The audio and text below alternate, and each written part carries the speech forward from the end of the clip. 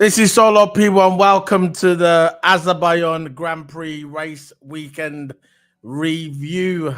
And what a race it was! A controversial ending, and McLaren, after so many years, leading the constructors. But before we start talking about it, I'm going to bring in my co-cues. He's an amateur slash pro karter. He loves racing. He's with me. He's a part of this team.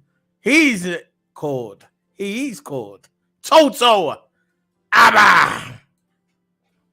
Yeah, big up, man. How's it going, Toto? How's it been? I know there was a bit of a delay doing this, so I was just watching the rest of the footy. But we're here now. We're talking about the Grand Prix weekend, and I was just saying, basically, it's been, I don't know when the last time McLaren was on top of the constructors. Basically, Red Bull's been leading the constructors since the beginning of 2022. 2 years nearly he's coming to an end. McLaren is now leading the constructors and the favourites to be world champions. Well done, McLaren, is all I can say, for putting in the hard work. What's your opinion on that? For Piastri. Now for McLaren getting the constructors. McLaren. The 20 points after 2 years of Red Bull domination. Yeah, I'm just, glad to see, and I will say this, another team up there. Of course, McLaren has got an absolutely amazing car. So quick. Yeah. Piastri, of course, getting the best of that car for now. Of course, not so much Norris, but you can say that Norris finished in front of Max, so that's even more points gained in the driver's title. But what I think about McLaren, I still think this thing needs to be worked on, in my opinion. I still think they need to get their drivers' priority in check. Of course, Piastri wants to help Lando, but Lando has to get close first if Piastri wants to help. So, it was just unlucky for Lando from McLaren for the qualifying. But what I think about McLaren so far, they're pulling it off, man. It's an absolutely amazing car. It's so quick. Especially that battle between Piastri and Leclerc. Piastri holding that gap. That just proves how fast that car is and how fast it can pull away. So, it's looking dangerous, man. Yeah, it was basically with Lando Norris, that Ocon thing. That kind of left him out. I think he was on for. I think he could have gotten the top three regarding qualifying. He was going for a good lap in Q1, and it was because of that Ocon, the slow moving. When he was in the Alpine, the car. I think the first it went yellow, then it went white very fast, and he had to slow down. That basically cost him his lap time, and it wasn't Lando Norris' fault. It was just one of them. It was one of them. Even though we know Carew and the other commentator was throwing a party when he knew that Lando didn't get the top spot, obviously, because they love Max Verstappen, and they try and hide it, but it always comes out in the race. Your dirty laundry always comes out in the race. We know that he loves Max Verstappen, even though the commentator's supposed to be equal, impartial, as they say, but we know how it is. But yeah, Lando Norris for me, I thought when he went out in Q1, I thought to myself, you know what, he's still going to have a chance.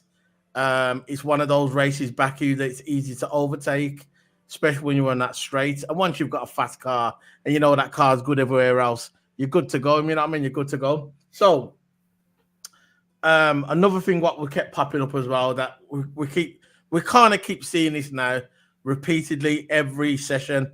Lewis Hamilton comes into the weekend, brilliant practice 2, brilliant practice 3, qualifying good, qualifying 2, and when it gets to Q3, that last into Q3, his time suddenly disappears. And when I saw an interview with Lewis Hamilton, and when I saw that interview, he just basically accepted it, how it's going to be. He's not going to come out and obviously throw his team to the wolves, but you can see by his body language, the way he's speaking, Lewis Hamilton just thinking, you know what, I'm done with this team, respectively, and I just want to head off on my holidays, and because I'm not getting anywhere. And I just want to look forward to my new mission, which is going to be with Ferrari. So what's your thoughts on this controversy? Because it's not just Sky F1 asking Toto about it. It's Germany's Sky as well. There's a lot of independent journalists that are speaking to Toto and saying, why is Lewis Hamilton's time always falling off in the latter part of Q3? What's your thoughts on it? Because I want to hear what you think, because I haven't heard you talk about it yet. So go ahead. Yeah, I think with Lewis now, you see during the race on the radio says I'm talking about the qualifying Q3. Yeah, because Time just suddenly goes out. all weekend usually Yeah, practice one is so good, practice two is so good, practice three is so good. I think last race as well, he topped Q2 at one point. And yeah, I was thinking how much it could be in for pole. yeah. Q1 getting top three, Q2 getting top, and then all of a sudden Russell just pulls out this pace, and then I Hamilton don't. behind Yeah, him. I I don't think it's don't even know. the Russell thing. Sorry for interrupting, but I don't think it's even the Russell thing because Russell just does his thing, doesn't he? But where does Lewis Hamilton? Where do you think his time going? He's I getting a think bit suspicious. I think they're sabotaging him because Mm, in interviews you can see, like you said in interviews, his attitude to the team. You can see he wants to put the team down, but he's not going to put it out on live media. He's not going to put it on live no. TV. But you can just see that he just wants to say something, but he just can't. Yeah, He's yeah, holding it in. He's just smiling it off, if you know what I mean. yeah. So I think this Lewis now that we're seeing, I don't think he's even bothering to either So challenge what you for the think? podium. So you think they're sabotaging him? Yeah, that's in my opinion. I think And it's it's so what? sabotaging him. And I think about it, yeah. If that's your opinion, because at the end of the day, yeah, as I look at it, this is not common in F1. This has happened in the past, regarding other teams. This has happened in the past where when the one driver is on the way out going to another team, a rival team, yeah. Obviously Russell's going to get more of the debrief, more of the meetings. He won't be able to share the meetings with Russell anymore. Like the secret meetings and that because he's on the way out. Mercedes have to protect their brand. I understand. But I thought after all the stuff that Lewis Hamilton's gone through with this team, won so much with the team. I know it's not just Lewis Hamilton on its own. I know it takes the engineers and everybody to work together to win. But he's still going to go out there and he's still going to put the laps in. He's still going to make them moves. You know what I mean? It's still him driving the car. People said that about Lando. Not everybody said, oh, yeah, Lewis is only going to win it because he's got the fastest car. The only one because he's got the fastest car. But it's not just the fastest car because if that was the case, why Lando Norris winning every single race? It's not just the whole point of being a world champion. It's not just about speed, like the great Niki Lauda says. You might win the occasional race because you're a charger, but you got to think about the big picture. This is quote from Luke. You got to think about the big picture. Every single weekend, you've got to turn up 100% because if you're not going to do it. And that proves that Lando Norris has got the fastest car. He's had the fastest car for at least 2 months now, and he's not won every single race. So there you go. I think the problem is go on. I think the problem with his Lando is that you can see that he puts himself down a lot of the time. Even Jenson Button said that. I think it was 2 or 3 races coming to the season. Already he hasn't even been halfway through yet. Already putting himself down because he finished behind Verstappen. Yes, you can be angry and you can be frustrated because you finished behind a championship rival. I think that's normal, but he's carrying it into interviews. You can see by his body language, is that it's not there. That killer instinct is not there from Lando at the moment. It's like when Piastri won that race, and then I think Leclerc won the race. Piastri got second, Lando got third, and he didn't even talk to Piastri or Leclerc. It was like being a sore loser, if you know what I mean. Like a spoiled child. Yeah, exactly. Exactly my point. Child. So, yeah, he was just putting himself down too much, and it's affecting him. Look, he finished in front of Max, which is a positive, but he needs to finish better. We'll get to that. Yeah. That was a positive. So, what we're going to do, we're going to gloss through the race and we're going to talk about it. And obviously, we'll have the debrief probably probably Wednesday because we've got Champions League on Tuesday. And so we're going to have time for F1. So we'll probably Wednesday with the debrief. But we're going to just we're going to gloss through the race. Not fast, but, quickish. So, at the beginning of the race day, lights out the way we go. No crafting today. Absolutely annoying. This guy, I don't know his name, Charles or something. This commentator is very annoying. Very annoying. So you had him and you had crew and commentary. I don't do them two. I like Crafty and I like Martin Brundle. When them two are together, for me, they're the 2 best commentators together. Crafty and Brundle. Simple. Crafty can make a race that's absolutely rubbish, make it good because he's got that voice and he likes that. He's the voice of Formula One. So whatever's happened with Crafty, I hope that he's okay. I hope he's why he's having time off. I don't know why he's having time off. where he is. I hope he's okay. So good start from Charles Leclerc at the beginning. Max passing George. For me, at the beginning when Max passed George in that first corner, that was important for Max Verstappen to try and get ahead of the Mercedes, because we know how the Mercedes is. The Mercedes is just as fast as the Red Bull now, probably faster. So when Max got ahead of George Russell, that was essential for him. Maybe obviously as the race played out, it wasn't. So Max passing George at the beginning. Lewis starting from the pits because Lewis took an engine penalty. I'm not sure if you knew about this before the race. He took an engine penalty. So obviously when you get to the engine penalty at the back of the grid, but Lewis Hamilton chose to start from the grid. And I think Albon did as well. I'm not sure if it was Albon or Ocon who started from the pits as well. But anyway, so Lewis started from the pits. Stroll had a puncher. And what is it with Stroll with these punches in Baku? Yeah. I think it was 2021 or 2022 and 2018. I think Stroll got a puncher at Baku. I think he was in the lead at one point as well, and he got a puncher. I think he was about 2019, something like that. I don't know, but I think he was in the lead, and then he got a punch, and then all his race was finished after that, and he was close to winning the race, but he didn't quite get there. Yeah, so I think I'm not sure if he was in the lead, but I think he was on for the podium. I remember, and he had a punch, and then he went into the barrier, and then the safety car come out. That was the same year as I think he crashed as well. What's that guy that always used to crash for Haas? What's his name? Roger. Yeah, that was the same year.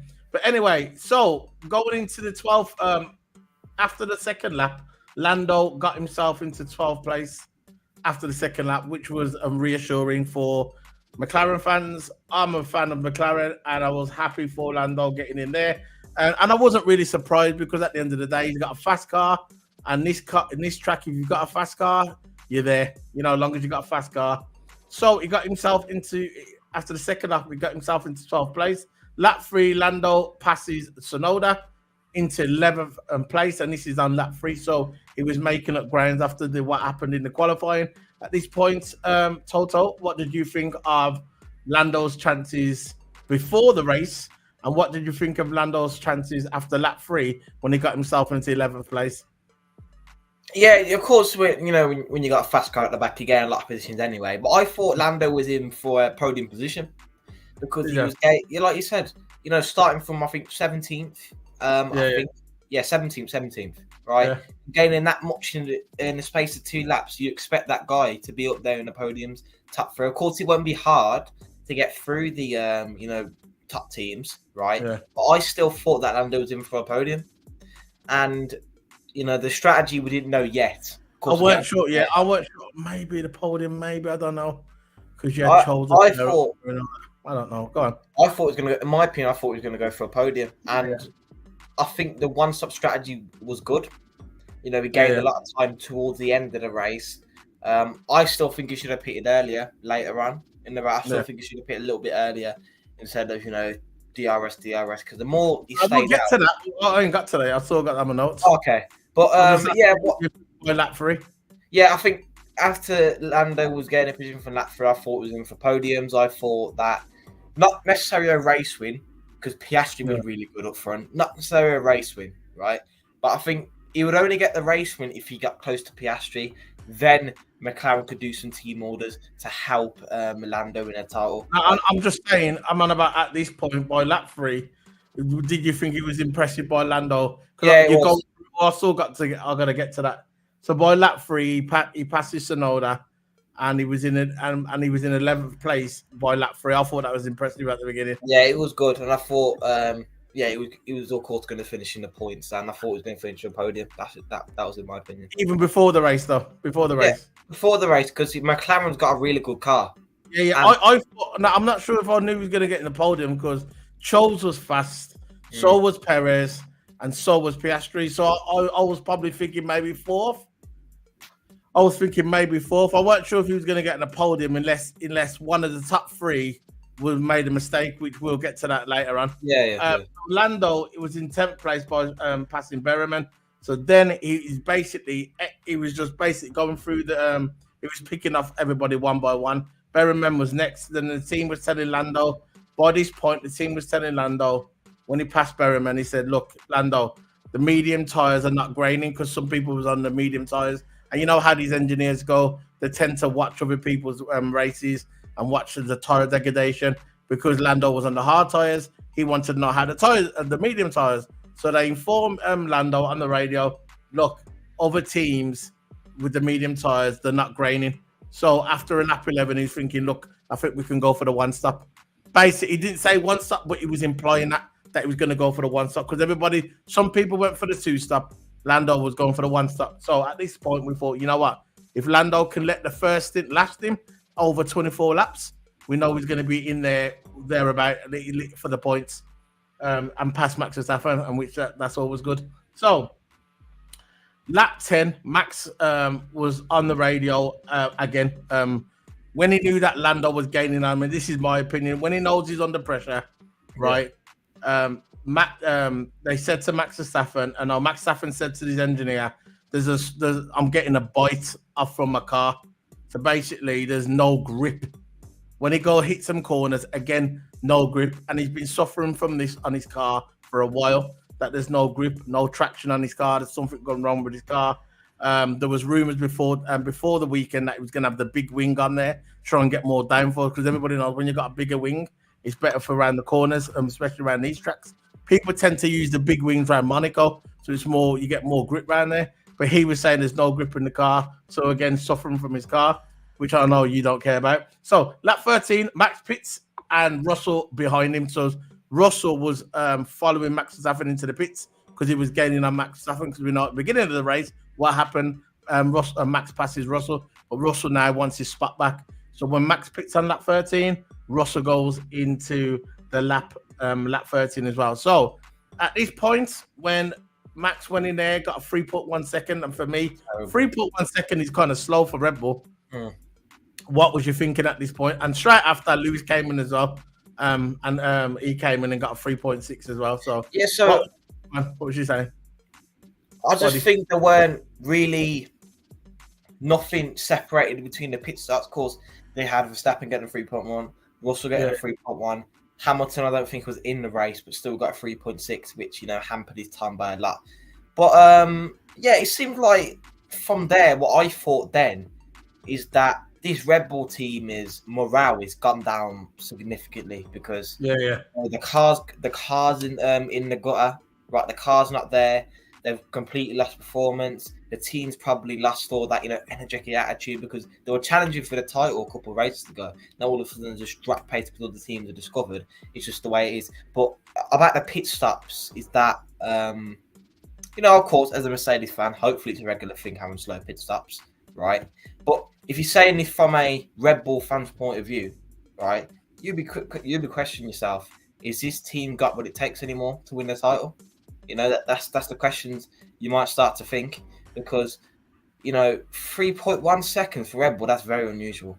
And I'm not saying it like it's a big thing. Of course, it's a big thing. It's Formula One. 2 seconds lost in the pit stop. Over 2 seconds lost in the pit stop. That is not good. Not good at all. They usually get 2.2s, 2.1s, 2.3. On the rare occasion, getting a 1.9 without fault, Red Bull. But when's the last time you saw Red Bull get a 3.1? Unless it's a wing change. That was no wing change, right? That was a tire change, and they got a 3.1. So, questions to be asked: have the lost morale? Have they got what it takes anymore? And what was weird as well, when Max Verstappen came into the picture with George Russell, Lewis came after. They showed Max Verstappen's time, and then weirdly, they never showed Russell's time. They showed Hamilton's. So they all come in the pits. Max coming first, then George Russell straight behind him, then Lewis Hamilton. But they never showed George's time when they come out the pits. They just left his time and just showed Hamilton's and Max Verstappen. Still trying to compare them, They still trying to compare them. They don't realise Russell was in between them in the middle of them as well. So it doesn't matter. Yeah. Just something that came up to me, I just thought was weird. Lap 31, Norris was saying I can't get any closer to Albon. At this point, Max Verstappen, because Max Verstappen pitted before Lando. Max was chasing Lando Norris. Lando was doing a great job keeping Max Verstappen behind him. Absolutely amazing job. Big up to Lando Norris, doing everything he can to keep behind him. But what helped him, in my opinion, and it's not just my opinion, in fact, what helped him was Albon. Albon was in front of Lando Norris, and he was kind of towing him. I'm not sure if he was doing it because it was his friend, or he probably thought, you know what, I want him to stay ahead of Max Verstappen. I don't know. But he was towing. He was giving Lando Norris the DRS, and I believe if Albon wasn't there, maybe I'm not sure about this. Maybe if Lando wasn't there, it would be more interesting between Max and Lando Norris. But when Albon pitted, I thought, here we go, Max Verstappen's going to catch him. But oddly enough, it never happened. Lando pulled away, and again, Max was saying again, my car don't feel right. So at these points, I was thinking he's going to get ahead of him. He's going to ahead of him. This is before Lando pitted though. So lap 31, he made the tyres. His first stint, Lando Norris pit at 31. What did you think? Do you think he done all right on them hard tyres? I thought he done all right. They lasted 31 laps, some hard tyres. Norris, yeah. Azerbaijan. What did you think of that? You know, Azerbaijan, it's a really, really long track. Not really. It's a street track. Yeah, street track, yeah. But what I think about the hard tyres, Lando Norris, that, his tyre management was so good. It was clever because he had the DRS help from Alexander Albon. You got to say that as well. As soon as Albon came into the pits, that's when he started to get a bit exposed. But still, he was still holding his lead, and he was still, being stable in them hard tyres. And it was either a one-stopper or two-stopper today. There was no three-stopper, no aggressive strategy. That's what I'm saying. But, for him to pull off the hard to medium, and of course, I personally think that's the best strategy. Because you start on the hard. It's the most aggressive strategy because it's a strategy he had no choice. I don't think he would have played that strategy if he would have got in the top three. He'd done that because he had to gamble because he was near the back. So he had to go for the long stint to make it work, because if he would have pitted twice, Lando would have ended up at the back. You get me? That's why he pitted once. So in that way, I thought he could make it last. I thought Lando done good looking after his tyres. I thought Lando good staying behind Albon. That's what helped him out. But obviously, when Albon went off, Lando Norris had something left, and he just kind of left Max Verstappen a little bit. So lap 31, lap 32, Albon pits, like we just said. Albon pits, left Lando with Max behind him, and he kind of exposed Lando, but Lando, like we just talked about, was all right. Lap 38, Norris pits, puts the medium tyres on.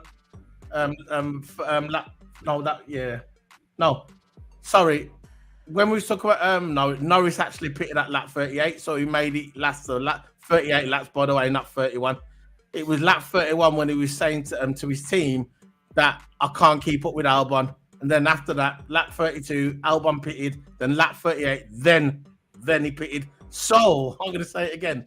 Lando made his tyres last of 38. I think, in my opinion, that's an achievement. It's good. It's good. But I think, in my opinion, he should have pitted as soon as Albon went in. That's in my opinion. But of course, if you make the tyres go longer, you get more tyre life on the medium tyres, which worked out for him as well towards the end. I agree with you. I think he should have pitted when Albon went in. Yeah. If he would have pitted when Albon went in, he would have come out with Albon, and then he would have got DRS. Yeah. He would have got DRS. But anyway, his mission was to keep Max behind him. So lap 38, he put to medium tyres on lap 37. And then Max Verstappen was 14 seconds behind him. When he come out the pits, Max Verstappen, he goes, was 14 seconds behind Max. So basically, Lando Norris was 14 seconds behind Max Verstappen because he pitted and he put the medium tyres on. So at this point, I think he had about 15 to 16 laps, maybe a bit more, to catch Max Verstappen. At this point, I thought to myself, he's going to catch him. There's no way that Lando Norris is not going to catch Max Verstappen with 14 seconds behind him with them medium tyres on. So what was you thinking at this point? Did you have a little thing in your head thinking, you know what, he's not going to catch him? Or was you confident? I was confident he was going to catch him. Lando, I was in two minds. I was like, don't leave it towards the end. I didn't want him to leave it towards the end because Yeah, big up, man. I didn't want Lando to leave it towards the end to have a millimeter champ because this, let's face it, this track is crap for overtaking. It's crap, Yeah. right? It's only got one big straight, and it's a longest straight for a reason. Because after that straight, you got no chance. Let's face it. Realistically, you got no chance. Yeah, you basically got one opportunity. You got one easy opportunity down the main straight, and then of course you got another DRS zone. It's really, really tight, and you got time to overtake. So it's not necessary that if Lando would have left it towards the end, yeah, it wouldn't be necessary. Would have took over on that straight because you know what Max is like. You know exactly what Max is like. He would do anything. He'll crash him out, hit him, right? Who knows? Who knows, right? He's that kind of driver. He's unpredictable. He's too aggressive. You can be an aggressive driver, but he is too aggressive, Max is. He's got a history of that. Too aggressive, right? But you know, we got the move done on him. We got the move done. DRS. I think it was on the big straight. I think it was the last main straight of the race. I think that's where he caught him. So yeah, fair play to Lando. Gaining 3 points. 4, I think 3 points on Max. I think 4 because you got the fastest lap. Yeah, 4 because you got the fastest lap. So yeah, fair play to Lando. You know, so you know, I thought he was going to leave it towards the end. I thought he was going to catch him. There was no doubt. You can't just sit there and not say he's not going to catch him. He's going to catch him. Yeah, but I think on Sky trajectory, I think on Sky, they were saying on Sky that he's going to catch him on the last lap, and I was thinking the last lap. But obviously, as if he keeps doing fastest lap after fastest lap, he's going to get there soon. He actually passed Max Verstappen 4 laps before the end. So we beat that one because they said he was going to pass him on the last lap, but he passed him before. So at his point when he passed Max Verstappen, I was happy. I was very happy that he passed him. I thought, yeah, there you go, more points. Then he got the fastest lap, and then all of a sudden, at the front, which we will talk about now, we had before that Lewis come on the radio. And he looked like he was playing F1 2024 with his steering wheel. And he's saying, you see how hard this car is? Did you see that one where Lewis Hamilton come on the radio? And he was saying, can't you see how hard it is to drive this car? I was popping for that. I was popping when Lewis Hamilton come out and said he was saying to the radio, it's hard to control this car. But anyway, that was funny. There was a lot of understeer, whatever he was saying.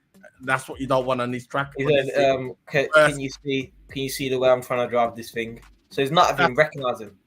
That's it. It's a finger.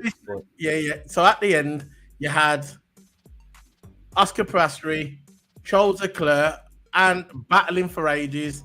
Then Sainz joined the party. So you had who in the front? You had Oscar Piastri, Charles Leclerc, Checo Perez, and you also had Sainz who joined at the end. So Oscar Piastri doing what great drivers do, saving his tires, keeping Charles behind him. I'm going to let you explain this one. Go ahead. Go on. I'll let you keeping Piastri you're talking about now. Keeping Leclerc behind. Sorry. I think with Piastri, he drove an absolute amazing race. You know, where we started as well. Really good qualifying. And I think Piastri now is just settling into his own. He's got a really cool head. Really cool edge. You can see from the radio, doesn't really celebrate that much, doesn't really go, you know, of course celebrate, show your passion. But Piastri is that driver that he'll celebrate if he needs to. If it's not over yet, he'll keep cool, calm, humble. You know, he's that kind of driver. But what I thought about Piastri keeping Leclerc behind was absolutely amazing. Great defending. You saw that from Piastri. Absolutely great defending from Piastri. You know, every time Leclerc went to the inside, you know, he slightly put his car to the inside to make the angle tighter for him. Of course, covering him off in the DRS zones. You know, absolutely world-class stuff from Piastri. Good driving, no collision, nice and clean. It was nice and clean. That's what you get. That's what you call clean driving. Not dive bomb out of nowhere and cause a collision. No. Right, so what Max does, and use Max as a reference because he does it. He does it on not on a regular basis at the moment because he's not really challenging for anything. When he was challenging for that title, he was dirty, dive bombing out of nowhere. You know, going for lines that are not there. Absolutely unbelievable. But with Leclerc, he knew a line weren't there, so he was clever and waiting from the next DRS zone to gain even more time. So it was them just tearing each other, and then Perez was left out to dust. And what was interesting, this is what I'm saying on the F1 website, I'm reading it now. Ferrari's Carlos Sainz and Red Bull's Sergio Perez both excited for the Azerbaijan Grand Prix in a dramatic fashion, as the both clashed in the final lap of the Grand Prix, and well, the second to final lap, because after that brought out the safety car, and he finished on the safety car. So when this happened between Perez and Sainz, after obviously we had Oscar Piastri in front, and second was Charles. I thought Sainz done nothing wrong. I saw Sainz's car, and out of nowhere, the steering just went mad. He just went to one side. I just don't understand how they crashed. You know, we know Sainz is not going to deliberately go into Perez, is he? But did you see the steering? How the car just they got close. Was it you think because the cars were going that fast around the corners, and the momentum from the Ferrari car just went into Perez? Do you think that? I don't know, because from my end, not from my end, we're watching the same point of view. But when I thought about it, that it looked like Perez clipped the rear tire, and then you saw Sainz coming over. Yeah, I don't know the decision. I don't know if he got a penalty or not, because the decision hasn't been released yet. I don't know if it's even been noted by the FI. I don't know if they just waved it off as a race incident. I don't know. But it seems like both drivers going really, really fast on the straight. They probably clipped tyres and they're both spinned off. That's why I'm putting it. But, if anything, you can call it that it's Sainz's fault, because, Sainz did turn over. But, we can't just spun out of nowhere. I know. It was weird. It was weird. It happened out of nowhere. We didn't know it was going to happen. We thought we were going to go clean and straight. But when you got two drivers battling that out, desperate for a position, coming to the final laps of the race, anything's going to happen. They're going to go all in, and they're both on all in. And they're both. I'm going to read what he said. This is what he said. This is what Sainz said. I was attacking Charles into turn 2, and then I got excited. This is Perez actually. This is what Perez said. He goes, no, this is what he said. He goes, I was attacking Charles into turn 2, and then I executed turn 2. He explained. Checo Perez said, Fingy was on my left, Sainz was on my left, and we normally do a slight drift towards the left into the long straights, which I did like every single lap. And for some reason, I don't understand, Checo and I collided. This is what Sainz is saying. Checo and I collided, which was unfortunate and also very disappointed. So he don't know what happened, because all of a sudden, Checo was on the left-hand side. He was going around the corner like he's been doing the whole race, doing the same routine, and all of a sudden, he got close to Perez, and all of a sudden, they collided. He said he don't understand how it happened. He goes, we've spoken after, and but he said he still don't know what happened. So I don't know what happened. It's one of them things in racing. Things just happen, and cars, you got two machines like that going over 100 miles per hour around the bend, and all of a sudden it just happens when two cars get too close, and the momentum could suddenly, maybe. But I don't know how maybe a bit of wind or something got between the cars. I don't know, because how they're like vacuums, aren't they? Them cars are.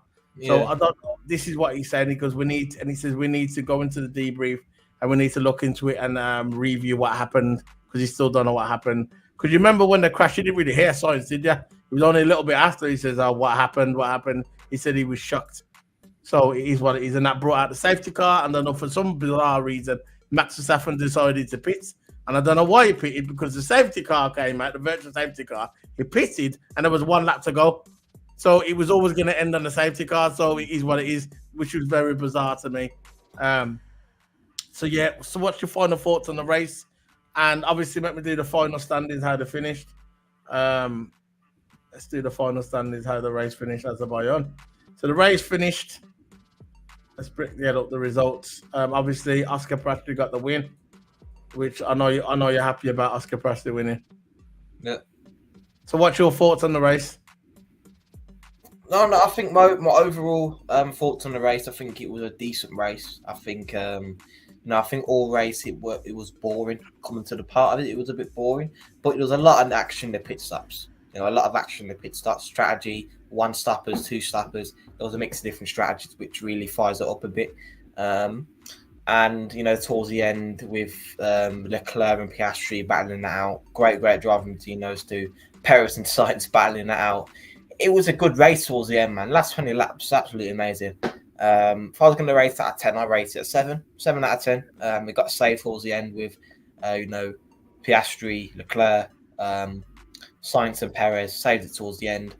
Last 10 to 15 laps, as I just said, 20 laps, but about 10 laps towards the end. It was absolutely amazing battles, action. Yeah, that's what you expect from a Formula 1 race, really. But yeah, 7 out of 10 for me. Overall weekend, all right. Overall weekend, I'll rate it 7 out of 10. So yeah, I'm gonna give the week a 7 out of 10 as well.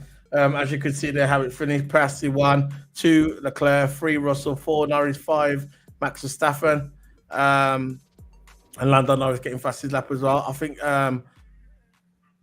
Thingy was on for driver of the day, Norris, but I think Thingy just beat him at the end. Piastri. 5th place, Max Verstappen, like I said. 6th place, Alonso. 7th place, Albon. 8th place, Colapenti. Very good drive by him by the weekend. Out-qualified Albon as well. Well done to him. Even though he had a bit of a incident in practice, he still out-qualified Albon. Good for him, man. Hamilton 9th, so we got in the points, obviously, because the two guys went out, Perez and Sainz. This was only one of really chances Perez had to get any points, isn't it? To get in the podium. Maybe Mexico, I don't know, not the way the car is, but he was upset at the end. I saw his face, and you can see why he's upset. You can see why, because this race was in his hand, kind of, at least the podium anyway. Maybe not the race, but the podium was. So 10th Bierman, 11th place, Hulkenberg, 12th place, Gasly, 13th place, Ricardo, 14th place, Juan Yudo, 15th place, Ocon, 16th place, Bottas, 17th place, Perez, 18th place, Sainz, 19th place, the DNF for Stroll, 3 DNF for Stroll, Sainz, Stroll, and Tsunoda, all DNFs, and Perez as well, 4 DNFs. So that's it, man. That's it for the race. Let me see the constructors, actually. The Drivers' Championship. Now, let's have a look at the Drivers' Championship. Drivers' standings. We have Max Verstappen with 313 points, and we have Lando Norris with 254. So slowly but surely, Norris is gaining on him. Norris has to start winning every single race now, and I think if he starts winning every race, and then we can, because I don't think it's not guaranteed that Max Verstappen is going to get 2nd and 3rd now. He could get 4th and 5th. So what Lando needs to do, he has to win. All he has to do. Don't worry about. I think he's worrying too much about Max Verstappen, in my opinion. He'll come out and say he's not, but he's worried. What he needs to do, he needs to get out there and win every single race. Simple. He has to win every single race, and the rest will sort itself out. That's what he's going to do. He's overthinking it. That's what I think. He needs to think about what he's doing and just go out there and do it. 3rd, Leclerc with 235. Because if we don't do it, Leclerc's gaining on him, like you said, that Leclerc. There you go. I remember you said yesterday. Piastri 222 in 4th place. 5th place, Sainz. 6th place, Hamilton. 7th place, Russell. 8th place, Perez. 9th place, Alonso. 10th place, Stroll. 11th place, Hulkenberg. 12th place, Tsunoda. 13th place, Albon. 14th place, Ricardo. 15th place, Gasly. Then Berryman. Then Magnussen. 18th place, Ocon. 19th place, Colapenti. Botched. 20th place, Zhou. And Sargent. He's nothing. He's not there anymore. And Bottas, 0 points as well. So we can look at the constructors. The team, as we can see there, McLaren finally, after over a decade, well over a decade, they are on top of the constructors, leading the constructors, and it's nice to see McLaren on top there, 476, passing Red Bull by 20 points, and obviously that Checo Perez had something to do with that. Oh, he had a lot of points. Ferrari gained a lot of points, 400. You said that about Ferrari could be up there. Remember you said that yesterday? Yeah. You said that Ferrari could win the constructors as well. So you got Ferrari there in 425. 4th place, you got Mercedes. 5th place, you got Aston Martin. 6th place, you got Honda, RB, basically Red Bull 2.0, 2.1 or whatever, 2.0. Haas, 7th place. 8th place, Williams. 9th place, Alpine. So that's it, man. That's the end of that. So, Toto Hammer. You got any racing today? So that you had some racing already. Yeah, I got league race 7:30. Just got to set up the stream and everything. It's going to be on my YouTube as well. It's going to be on my YouTube, so feel free to check that out.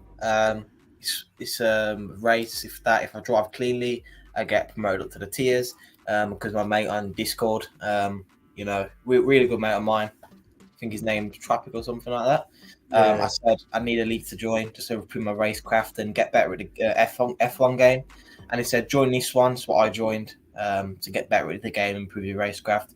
So yeah, got to start off for them league first, and as I get better at the game, got to top league like PSGL. All the esports drive for going there, but that's the next level. That's what I got to get for in the future. Yeah. And feel free to check me out on YouTube. I've already posted a notice on Twitter. Go check on my Twitter feed, scroll down a bit and you see notice. You can go to their channel for the live commentary, and you can also go to my channel for the onboard. So feel free to do that. And remember, guys, this channel is a community channel. It's mine, not community, but it's mine and TOTO Hammer's channel. Keep It Sports is me and TOTO Hammer. You can see on there, Keep It Sports, the logo, me and TOTO Hammer. This is our channel, but he's got a little side thing where he does his racing stuff on there as well. This is why if you're watching this on TOTO Hammer's channel, because this is live on your channel as well, when it comes to all the F1 content, it gets streamed to this channel and his separate channel as well. But obviously when it comes to football, it's just here. So that's how it's going to be from now on. So we can get the views up on his channel as well, his little side channel. But Keep It Sports belongs to me and TOTO Hammer. So that's me, the end of it. I'll see you tomorrow for a player lineup for Liverpool FC. We've got Champions League game on Tuesday. Player lineup tomorrow. Look out for that. I'll be doing a thumbnail tonight, and I'll be putting up on X and all the WhatsApp groups as well. So big up TOTO Hammer. Hope you do good in your race. Just like I said, keep it calm, do your thing, don't lose your rag. But we all know what's gonna happen. Yeah. See you later. Oh man, it's funny. Yeah. But before we go, there you go, Kurgan. Every single time, pick up to Kurgan, man. Kurgan knows what he's doing, isn't it, Kurgan? Yeah. I'm just trying to start it to get this video up. Here we go. See you later, guys. Big up to everyone. See you later, TOTO. Bye.